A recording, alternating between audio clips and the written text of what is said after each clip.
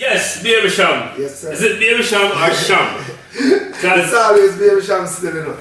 When we Google Baby Cham, we say, Yeah, it's always Baby Cham. It's just that with the projects, some of the projects, then after your career start mature, you kind of realize there's nothing more baby about what you're doing, you know what I mean? Mm-hmm. So we decided to go with Cham from then. But it's always Baby Cham, especially for the females, my babies. If it's my babies. oh, so I guess I come from we get it. Yeah. Does that present a branding problem for you though? Oh, no. Are you own Baby Cham? No, we own both rights to both names. Man. Because I've had the name from probably 89, 90 and... You registered the name from 89, 90? No, I registered the name probably 94 when we met up with Dave them and Janet them. So hold on, because me know about you like 95, 96. Yeah. So we could take it back, like how you started the music. Like tell us about that inclination, that inspiration that caused you to enter music. Well, my uncle had a sound system Who that? by the name of Studio Mix. Uncle, Yeah. Studio Mix from Waterhouse. So that sound system used to compete with the likes of King Jammy's, Black Scorpio. So Super Cat used to perform on the sound system. John Wayne used to perform on the sound system. Little John, just to name a few. And that's how I got the love for the music. But at the time I was just a little tiny tat, you understand? Just a little toddler. Yeah, just a little toddler. And I fell in love with the music from then. So I used to have my uncle's studio where I could really go there and kind of try to hone my skill. And it was a different job. I still like people like Super Cat come and just in the backyard and take the microphone and toast it. And these are people that people would spend any amount of money to go and see live, but you were seeing it in your backyard. You get what I mean? So that's how I got the love for the music. When my dad passed away, you know, I was in probably first farm at Calabar. That was probably 1990, and this DJ by the name of Buju Banton was on fire. Coming out. Remember that person? Yeah, on fire. So like Buju was the one who made me wanted to become an artist per se. You get what I mean? So by buying Buju records, because we used to play sound system also as kids. We used to have a sound system that we used to get all the teenage parties, the sweet 16s, this, the that. And I would use the sound system now when we play at the parties to kind of hold the microphone and try to get my name out there. You get what I mean? That was the thing then. Yeah. After mash up a song, Yeah. nobody even look for it. Like back then, if you can't perform live on the sound system, it's like you're not a DJ. No, you're like a studio artist, like somebody who they created, like Mini Vanilla. One of them, you understand? No disrespect, but that's how Jamaicans look at it. Like you have to really can come in front of the mass and hold your own without getting microphone shy or crowd shy, you understand? And that's how we started out, sound system style, going around playing at these parties, these sweet 16s, sweet 15s, whatever it is. And then I would hold the mic for like 5-10 minutes. And at the time I had a song by the name of One Bag of Antness. It wasn't on record, but it was known throughout Kingston 20 because a lot of sound men on it and it was big. Like every kid was singing it, playing ring games, and met up with a few producers, but all of them were like skeptic because we trouble with sinus, yeah? Like now we kind of have it on a level because we kind of know how to take care of it and everything, but back then it was really, really bad. So I had this nasal sound, and they were like, no. Funny enough, we see enough artists that just use that sound that Yeah. But you have to remember, so back then it was a deep baritone that was running dancehall, the Shabbas, the Bojos, deep tone vocalists, you understand? So to them it was new, and it's different because you can also teach an artist how to control his vocals. But they weren't interested in teaching me how to control the vocal. They kind of wanted the more renegade thing. So I was listening to Buju at the time, buying Buju records. I was like, every beat Buju is on his fire. And that's how we kind of reached out to Dave Kelly. Still attended Calabar High School at the time. You said reach out to Dave Kelly like that was easy. Like, how did that happen? Oh, no. You can't reach out to Dave Kelly. So we were buying the records, so we knew where the studio was. So everything was coming out on either Penthouse or Root Boy Kelly or Malosh. So we found out where Penthouse was, went to Penthouse. The security didn't want to let us in until someone finally got us in. And that's how I got an introduction to Dave Kelly. And I was still in my uniform, me and my friends, and we did like a little audition for him, and Website on just say, like website. I like how my sound, we still can work on what need to work on and so we can find touch, but he wouldn't record me at the time because I was still attending school, and he said he wouldn't record me because of that. So the deal was, if I came back to him 2 years after, because I was like probably 13 at the time, but I had passed covenant church early. So I was really attending high school at the age of 10. So by 15, that was my last year in high school. So that's the year when I would graduate. So the deal was, if I came back to him with proof of graduation, he would give me a shot. Smart man. Yeah. Part of that is, I don't have Wranglers with a little picnic. No, yeah. I think he went through the school situation with little Lenny and Turf. And he never won that. You can't sign a contract with a child. Yeah. So when you're in the music now and Dave Kelly recording you, how you did know say you could have made song? Because making a song is a structured thing. Like, how did that process evolve? No, well, that process came from just being around my uncle's sound system. He had a sound system plus a studio. So we used to be there recording songs even without a professional engineer or a professional producer. So I knew I could make the songs. The thing was not getting intimidated by that star-study feel. Because when you go in the studio at that time at Penthouse Records and Madhouse Records, you had Terror Fabulous sitting over there, you had Buju Banton sitting over there, you had Wayne Wonder right there, Spragga would be in the corner, Beenie Man would be down the line. So as a little kid now, 15-year-old, it's to kind of hold your composure there and know that, okay, it's all good. That was the only fact, that was the only thing that factored in. If you can really hold your composure with all these major acts, because at that time, you didn't get 2 hours to record. These artists I'm talking about are legends. So they would go in the one take, boom, and it's done. Sing along, so if you go in that booth now and you look like an amateur, you are an amateur, but you don't want it to come out like that because you have heard some stories about these acts. That when they first went in the record booth, they were like fire. So you wanted to kind of, and you know, there's no other praise than praise from your peers, you know what I mean? And you kind of want to showcase that, you had a real deal, you know what I mean? So it was fun for me because from day one, I love challenge. We used to play soccer for Calabar. So play football for the national, for Jamaica under 15, go up to under 16. So you find that competitive spirit always inside there because of these competitive games from you were like 8, 9, 10 up to 15, you know what I mean? So it was good for me, but also good for me there to see them, like to watch them record before you because they get the first preference. Because that's a budget, so Dave is not going to say, yo, wait till Cham. Man, I'll tell you something. Yeah, who is this yours? That was a building self-confidence to say all of them, man, because I couldn't even imagine it. It's like college for me. It was like college for me then because you'd be upstairs recording, finish recording, and you'd walk downstairs to get something to drink, and the rehearsal room was right there, and as few people could really go and sit in and Buju Banton's recording or a Wayne Wonder recording, like their rehearsal. Because you know you're rehearsing with your band, you're practicing stuff that you don't want other people to hear.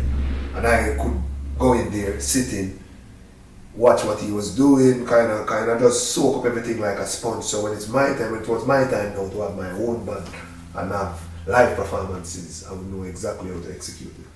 You don't mention Bounty Killer. There was a link between you and Bounty Killer that happened, and you made songs together. How did that link come together? Well, I met Killer from probably my last year in Calabar. That's when we met. We weren't really friends, but we met from them through Jan. So Jan is the son of King Janis. And at the time they had this beat out with Killer. More girl for this year mountain nature. Book, book, book. And I recorded one bag at this on the beat. Jan now, just by artists kind of see when artists have talent, it's natural, and he was a major act at the time, still is, you know what I mean? Icon, legend and all these Some players are shape when Killer said people. Yeah, and just by being there in my school uniform, every day I'm kind of used to just have me there. He could be sitting here drinking Pepsi, sucking on a arse, because that was his thing, every day. He drink Pepsi and he suck on a arse. So like me now as a school, as I thought that was what gave him the vocal. So we now start like Pepsi to him. You know what I mean? Yeah. But the link with Killer was always there. It just wasn't like friend. Because he's moving at 1,000,000 miles per hour and you're just a little kid. You know what I mean? So even though in the studio he's doing recording or he's doing dub plates and said the security would lock the grill. And he would say, no, let in the school lads.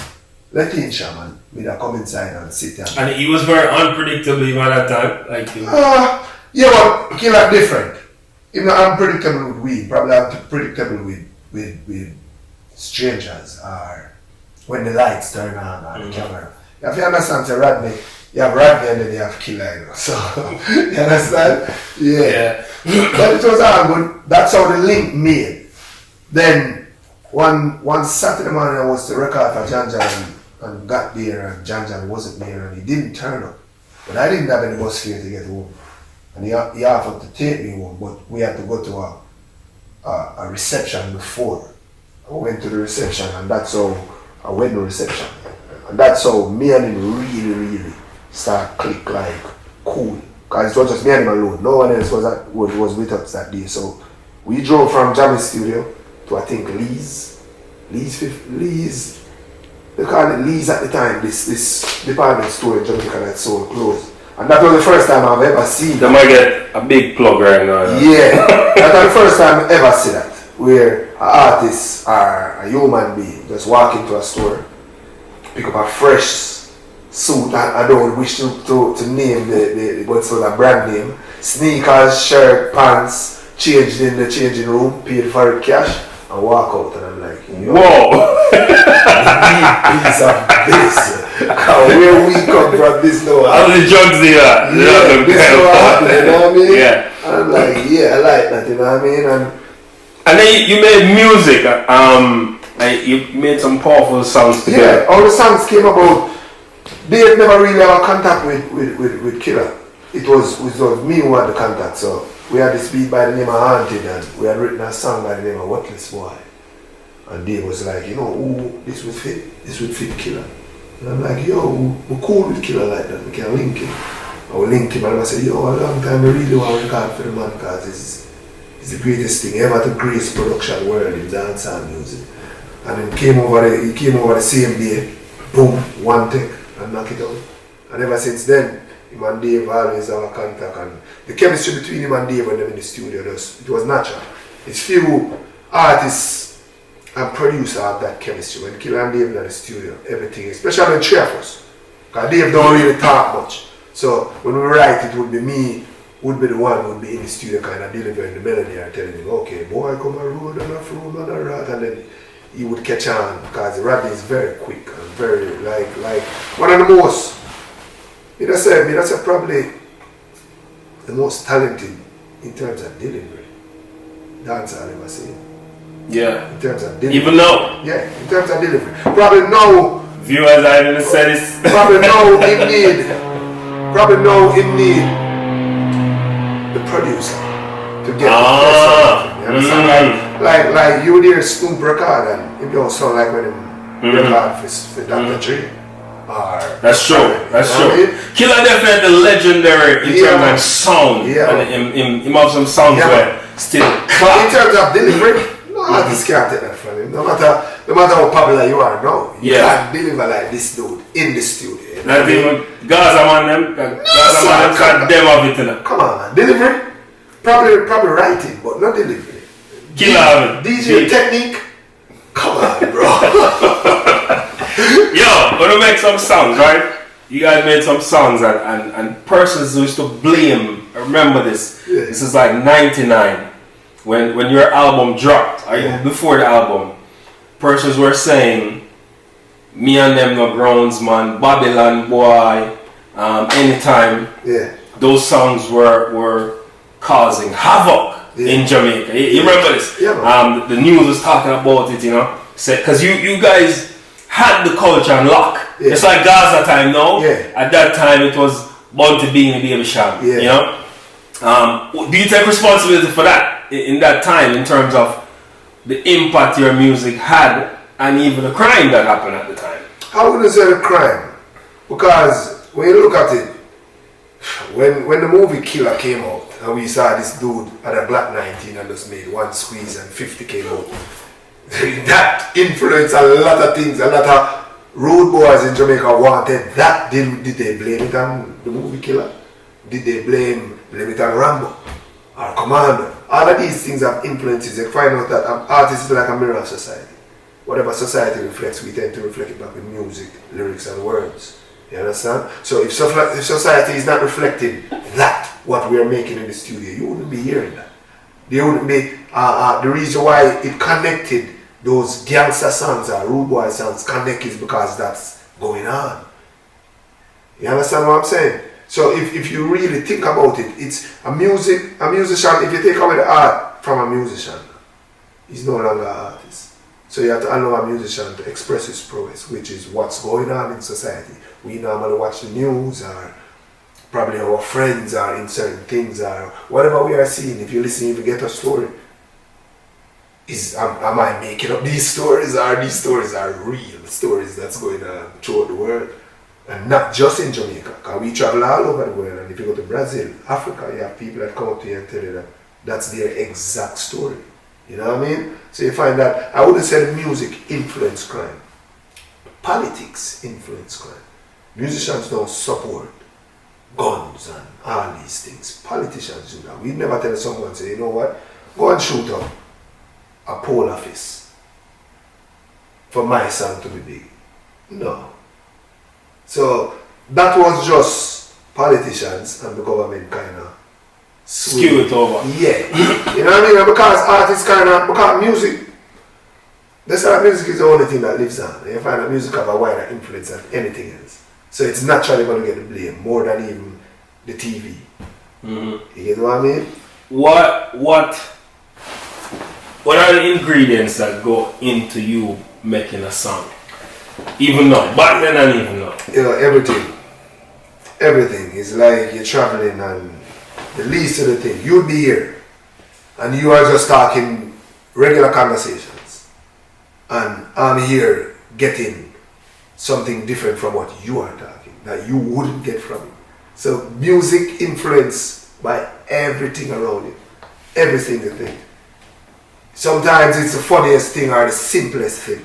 Sometimes it's a female that's so hot but she's just cool. And I'm like, what?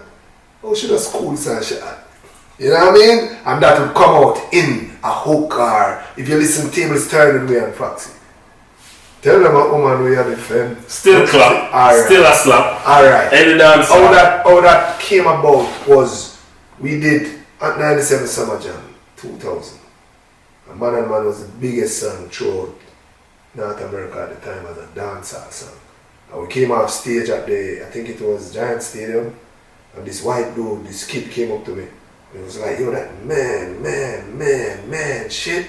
I love that shit. I don't know what you're saying, but I love that. Every day I play it in my car.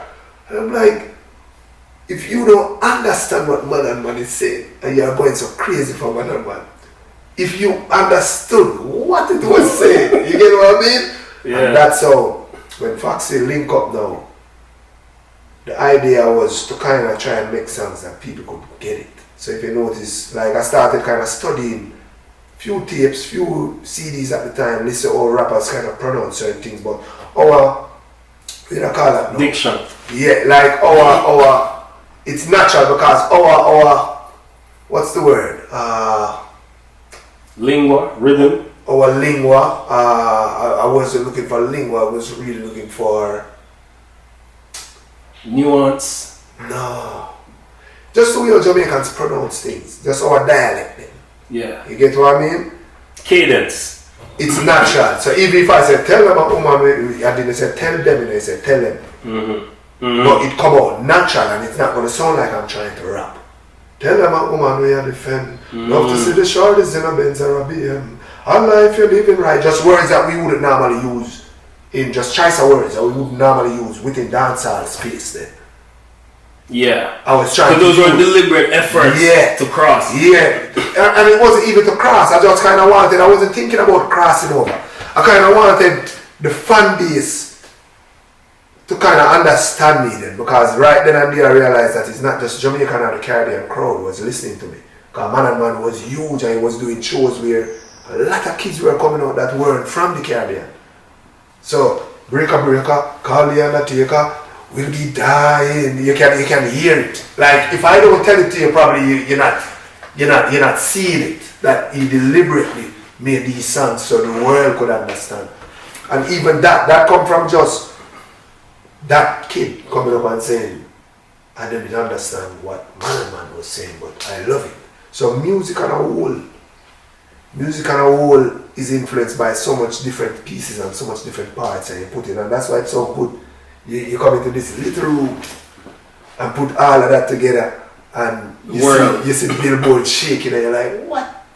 You know what I mean? Yeah. You make good songs, real good songs, but you don't make them often. No. And you don't make albums often, but you make good albums too. Yeah. I personally buy, like literally buy the albums. Wow. When I go to the country, I was just telling somebody that country is wow. Like, that's wow, you know. Drive out. But you don't make albums often. I and the people like me who came up would want more albums. Is that a deliberate effort to keep your mystique and to not put out music? I've noticed that you put out one song a year. That's slack. Versus the other guys, other DJs that make 100 songs a week. You know. What's your format? To each his own, you know. So I would not knock anyone who wants to make 100 songs per year. But if you really think about it, if we have a 1 hour 15-minute concert, can you perform 100 songs? You get what I mean? So for me, it's always quality over quantity. From day one, it's always quality over quantity. And that way, you make classic music. If you notice, if you watch, Janet can send you some of the clippings from the concert in Jamaica the other day. Anyone of the concert showed the world. You have songs like Joyride that came out in 1996. When I was a boy, like literally, you know what I mean? And that's still relevant. We're still performing those songs and the younger generation still singing the songs. So you wonder how come these songs transition from generation to generation. But I think it's the quality over quantity. I'm kind of picking your spot. And it's kind of harder for us. Because when you make 100, you have room for mistake. Like in our situation where you're just making one for the year, you have to make the right one. So you have to be a sharpshooter, you have to be right, bullseye, bang, bang, you know what I mean? And it's a challenge, but at the so you're afraid to miss. Because you come on one, they always hit there, but that must be a nervous feeling like, suppose get the story right. Like when you press it, what DJ ever like this? To me, it's never about what they like. It's about what we like, and you kind of believe in your product and just push your product to the as hard as you can push it. It's believing in your product, you know what I mean? You have some songs out there that are great songs that never get the time of day. Probably whoever made it or whoever produced it or the record label just didn't have the faith in it. You know what I mean? Atlantic Record told us that Get a Story wasn't the song. They told us that, other people don't know this. So Get a Story wouldn't even be what Get a Story is today if it was for Atlantic Records alone. To them, the song was Boom Boom featuring Rihanna. To me, that song was fire. And is fire. We perform it up to today. It was #1 throughout a lot of the Caribbean islands and throughout Africa and Europe. But to me, Get a Story was something different. Get a Story was my life. So to them, it's just an next project, like any record label. So they couldn't understand it until after the same at 97, and the next time around now, at 97 Giant Stadium, again, the song took the whole park apart. You're talking about 65,000 people. And they had all the major acts on the bill at the time, all the major rap, R&B, and that song was the song at the evening. The song took the park apart, the stadium apart so much that Funkmaster Flex cut the live show. I've never heard that. He has never done that again that I've heard of. The live show, cut the live show and played it live on the air. So you heard 65,000 people saying rap. Just picture that. And that's when Atlantic record kind of pay attention. Yeah. But we were always pushing it. And on the road and grinding non-stop and touring, and they were like, yeah, it's a street record, we don't think it's pop. I'm like, yo, you're in an office. We are the ones that are out there performing for 10,000 people, 5,000 people. You need to see it to understand what's going on. That's when they saw it. And the first thing they said that we need to put Little Kim on it. I'm like, Little Kim? Crazy? Little Kim? Little Kim now has nothing to say. First thing, I was more of a Foxy. Because Foxy is like my sister. No disrespect to Kim, but I've never heard Kim talk about social commentary. But by the time they eventually she did a Light Us Up, which was but that's a Jamaican from the Jamaican knockoff type of vibe. She was kind of flipping a song that was out, you know what I mean? But for us, we had already had Alicia Keys. So the deal was if Atlanta was messing around, we were going to cancel the deal and go with the Alicia Keys without anybody at all. So when they said Little Kim, we were like, you know that we have Alicia Keys. They were like, no one gets Alicia Keys. Like, we have So we had two remixes at the time. We had Akon, because Akon was on Vitamin S Rhythm. A lot of people don't know this. He was on Vitamin S Rhythm from 2003. No one knew him. Laptop wasn't out or anything. He was on Vitamin S Rhythm with a fire song. At the time he was sounding like Barrington Levy. Sick. And we had Alicia Keys also. So give it up to Alicia. Yeah. The one that really reached out, you know, the real girl. And turned the song into a whole. Yeah, it's something different. It's an next level. How much did that song sell? Probably worldwide, probably 1.7. Whoa. Worldwide. That's a question I want to ask you. Persons are not realizing. I did you before we did this interview. I did your numbers. I know Jared sent you a feature that I did on my TV show World Music. Oh yeah. I saw it in the play. Yeah, I did the YouTube numbers. Okay. You have even bigger numbers in terms of record sales. What persons don't realize that you as a dancehall, do you identify as a dancehall artist? Yeah, man. You as a dancehall artist consistently going platinum.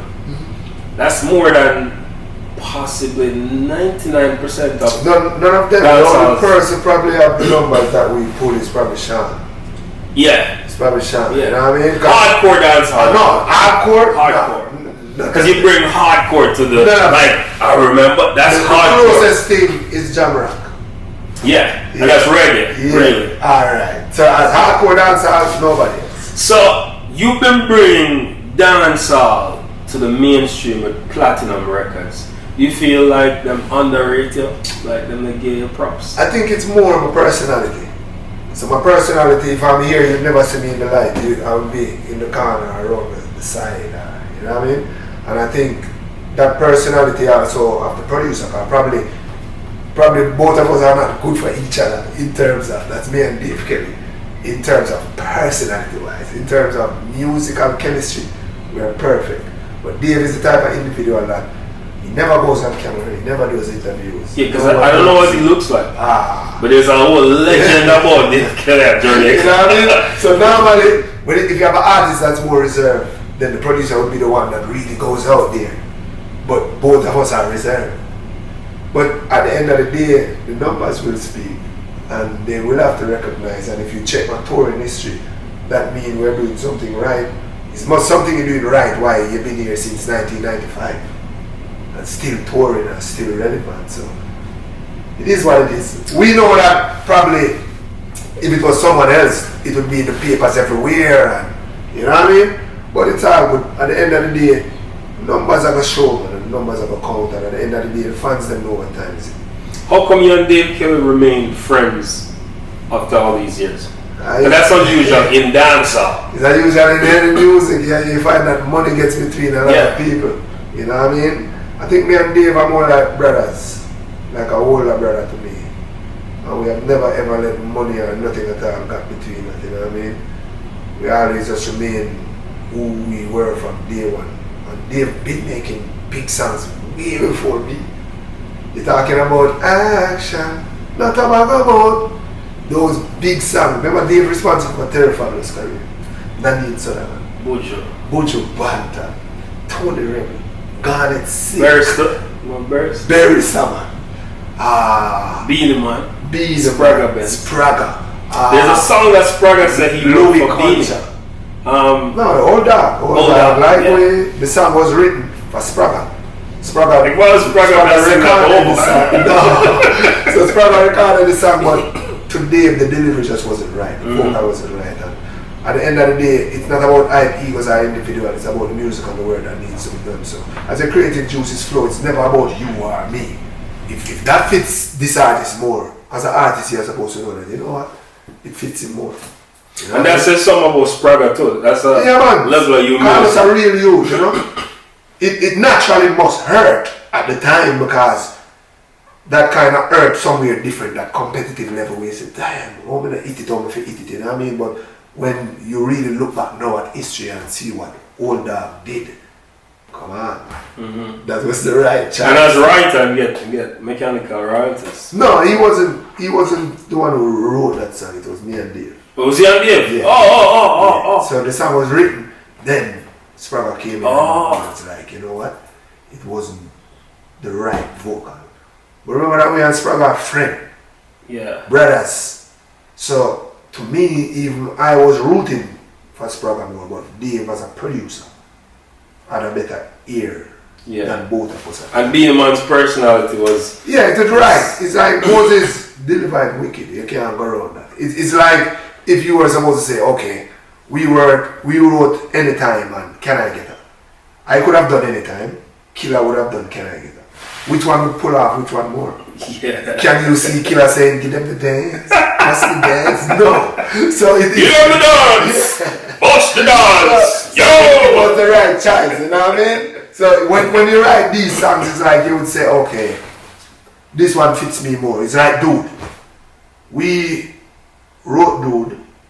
Foxy did a demo for Dude. I want a dude with the wickedest slam. Beanie Man came to record. And it's like Dave was saying, we should give him Vitamin S. Me personally was in love with Vitamin S more than Dude. And I'm like, nah man, if they're saying that he needs something right now, and they're gonna, it's at the time the record label plus, I think it was some liquor sponsor, was putting together this crazy promotion and they were guaranteed that whatever we gave them was gonna be fly. Was gonna run because they weren't gonna put the money and everything behind it. And I was telling them that, nah man, give Beanie Dude. We're gonna give him Dude and I know Vitamin S.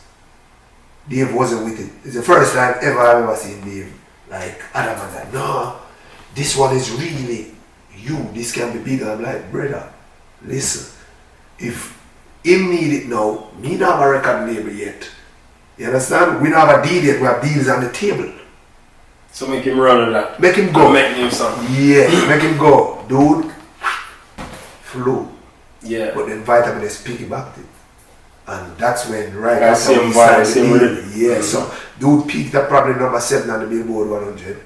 Vitamin S peaked at number 15. So give up, you understand what I mean? So you give up one, but at the time it was a better thing to do, business wise. And those things aren't happening anymore. Like dancehall, not even reggae music, is reaching the Billboard charts outside of Sean Paul and Shaggy in the top 100.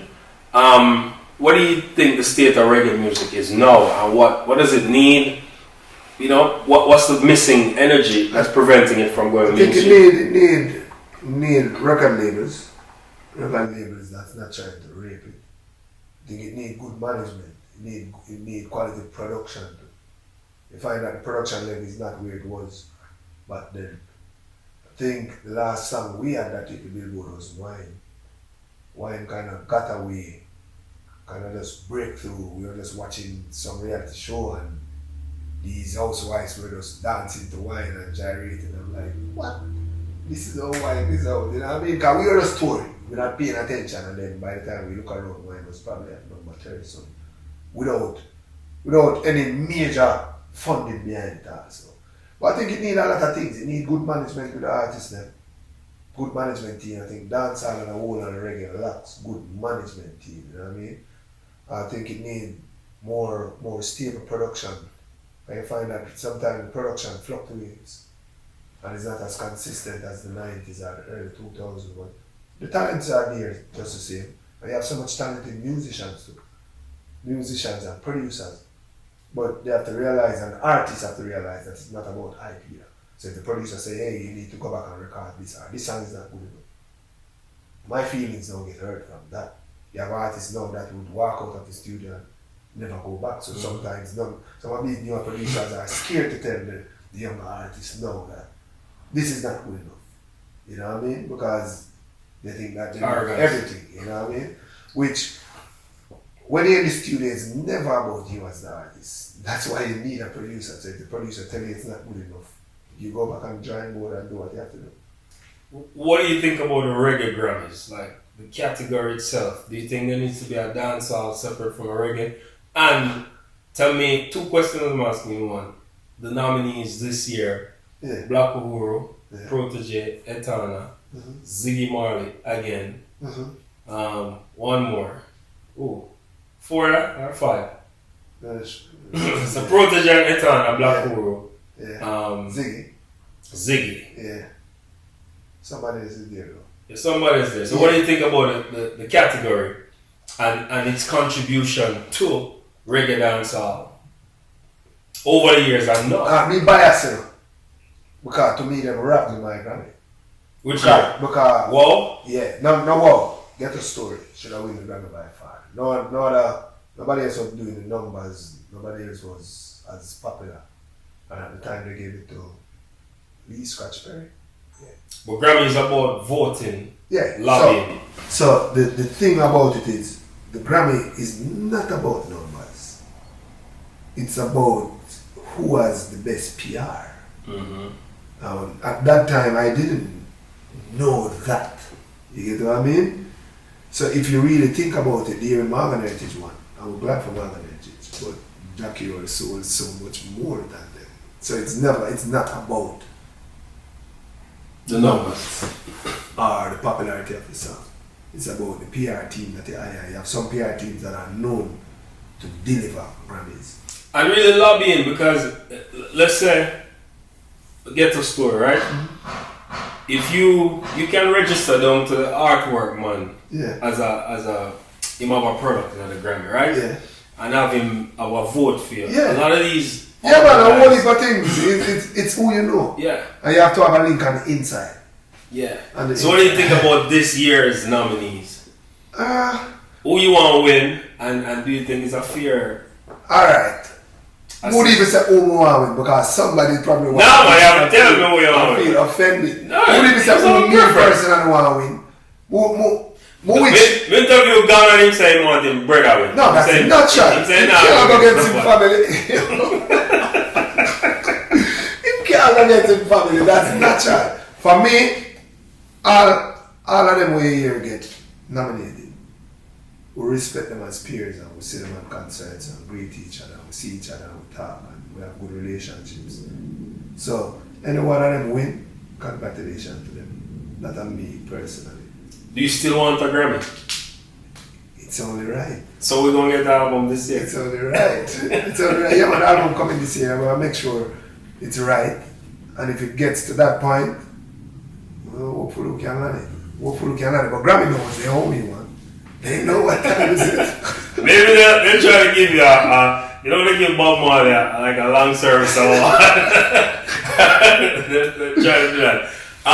Streaming. Streaming is now a thing. We mentioned Get the Stories, 1.7 million records. Yeah. But now streaming is the thing. Like 1.7 million people are hardly going to go to a store or download it. Yeah. Have you fully understood what streaming is and integrate it into your business format? Yeah, we're still learning because it's fairly new and we're still learning, but we're there. We're catching up, you know what I mean? Janet, them, Mados and all kind of more used to the older school way of doing things. Yeah, you notice they have so much plaques all over here.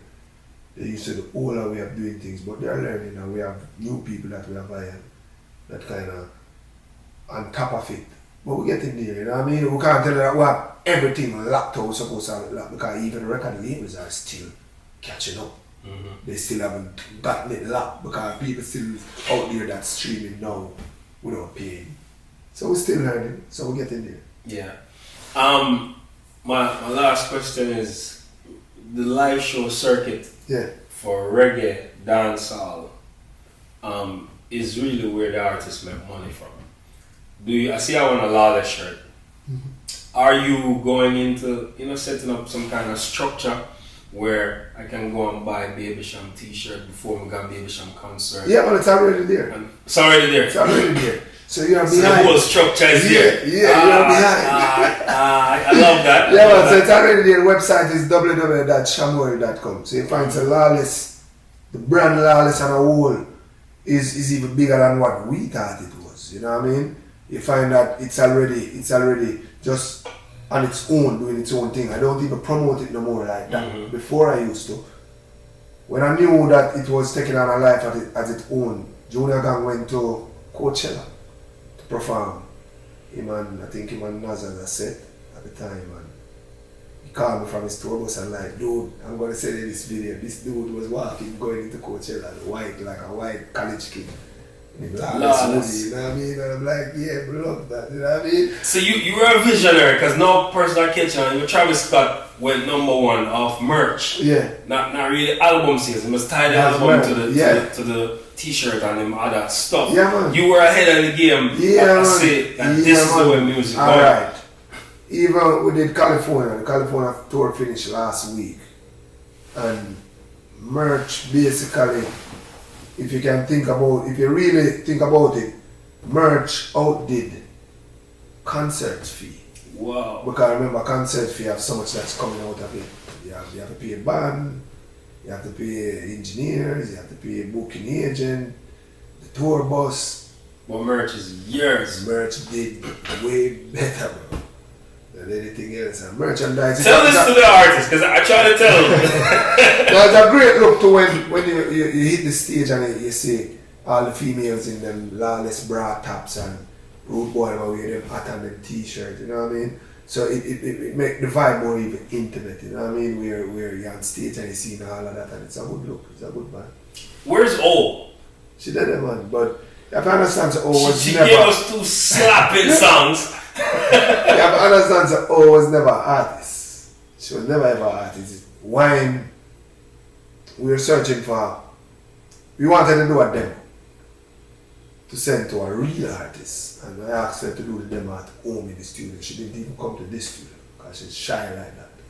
And she recorded the demo, and it was my idea and Dave, because he was like, yo, this sound good, probably we can release it as it is. So if you check out Wine record, it just said Cham, because we didn't know what to do then. You know what I mean? Then when people started asking now, like me personally sat down and like people are asking, it's something that you can capitalize on because you have the machinery around it. And that's how she came up with the name this song. And we did turn up after. Yeah. That's all classics. Yeah, she's lucky. Yeah, for her first 2 songs. There's something with you in like there's some more you in. When you drop a song, it just hit and hard to do it. Easy. You have so much artists that work for years, brother. Years and never get even one song. Not even one. And she got 2. Yeah. 2 big classics that no matter where you go in the world, no matter what audience. So they careful as I'm here singing. Yeah. If I yourself by dance person, man, is not that. Whoa. Baby Cham. Yes, sir. This was really interesting. This is a Top Form podcast. Yo, this is Baby Cham, and you're locked in and watching Top Form podcast. Can you hear me? We're keeping it lawless. Mad.